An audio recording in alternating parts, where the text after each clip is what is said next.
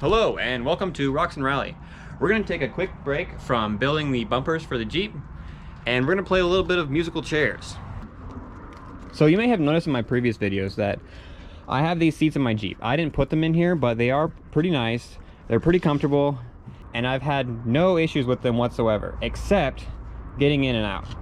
This bolster is kind of in the way. Whenever you're getting out, you kind of end up sitting on the bolster, and over time it's been tearing away. You can see right here, and it'll eventually cause this bolster to break and collapse, and I don't really want that to happen.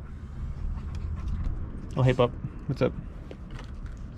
Short. So what I'm gonna do is I'm gonna take these seats out of here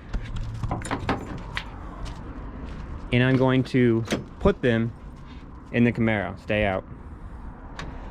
These seats are pretty well worn. The bolsters are kind of dying. You can feel the springs in them, and those will help with the autocross.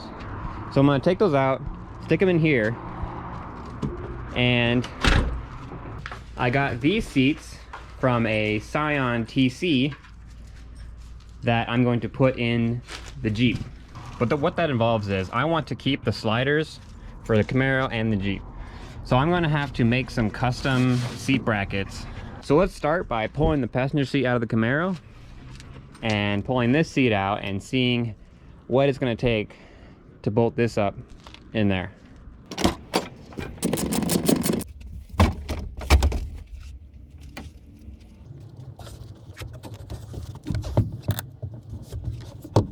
This part right here is going to be a little bit of an issue also.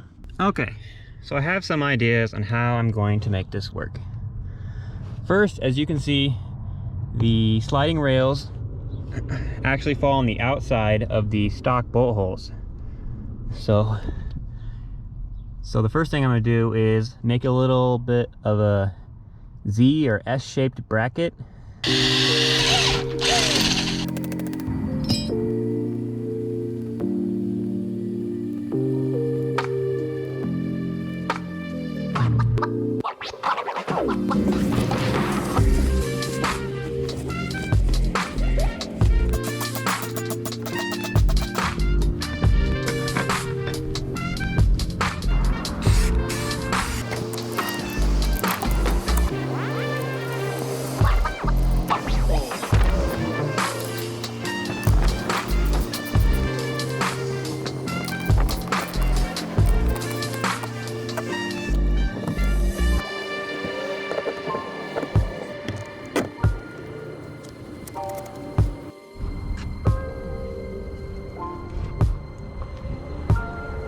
I decided to reuse the Camaro sliders for the driver's seat.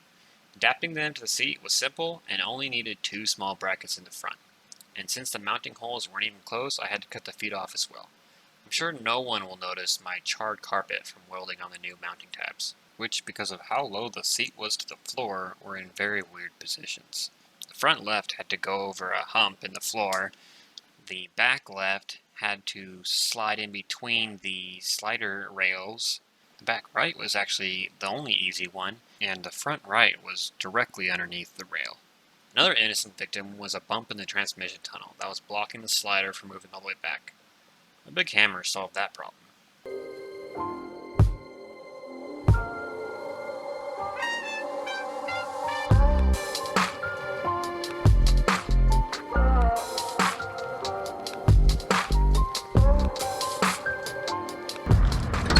I'm gonna start working on this seat. This one I'm gonna use the factory sliders, and I'm going to cut these tabs off, drill this stud out so I can put a bolt through there, and it'll sit directly on the mount. Now unfortunately, I've hit a bit of a snag. This seat, as it is sitting as low as it can on these brackets, and I can't change the brackets because of the transmission tunnel, and my head is right next to this roll bar, which I don't want to hit. My eye line is almost at the top third of the windshield, And if I do the same thing to the driver's side, my legs are going to be going through the steering wheel. So this is not going to work. So after sitting here trying to figure out what I can do, I decided that the easiest method would be to move where this slide rail attaches to the seat. These are the bolts right here. And if I look on the other underside, I have plenty of space above the bolts. In fact, I have about 1.5 inches at the longest section. So what I can do is move these brackets where they attach and this bracket back here, so that way this whole rail sits up closer to the seat. Well, no time to lose. Let's get to tearing these seats apart.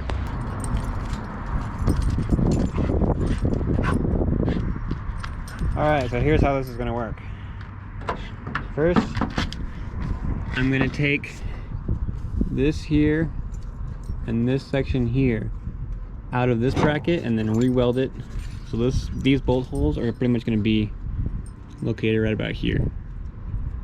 And secondly, I can cut here all the way across and then cut here and then just take this part, this little nub, and re-weld it down here.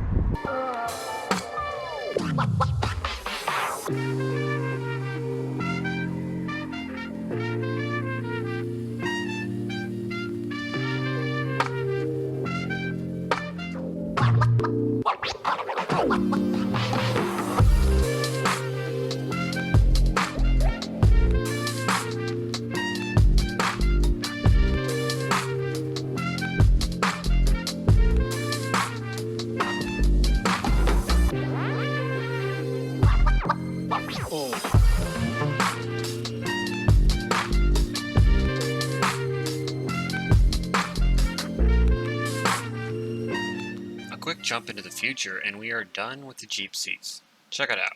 I was able to trim the fat sliders down to gain some much needed headroom, and while they aren't perfect, the only real downside is the seat back is too close to the roll cage to fully recline. I wouldn't recommend going down this road, as the only real gain is the smooth sliding from the springs, and let's face it, it's a lot of cutting and welding just for some seats.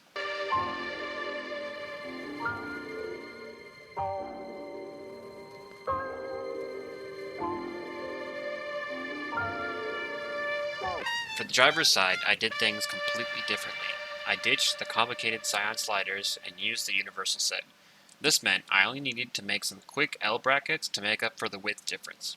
And I was able to keep the height adjustability for when my wife is driving, and I can lean all the way back. I'll mark this one as a win. And with all the seats installed, I can finally call this job done.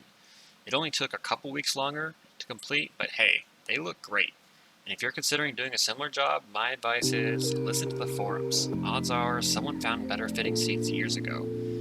For instance, the Jeep, I could have used Durango seats and finished this in a day. I want to personally thank every one of my viewers and subscribers. A few issues got in the way and this video took way too long to finish, but every time I got a new subscriber, my motivation was renewed. So thank you and stay tuned for more.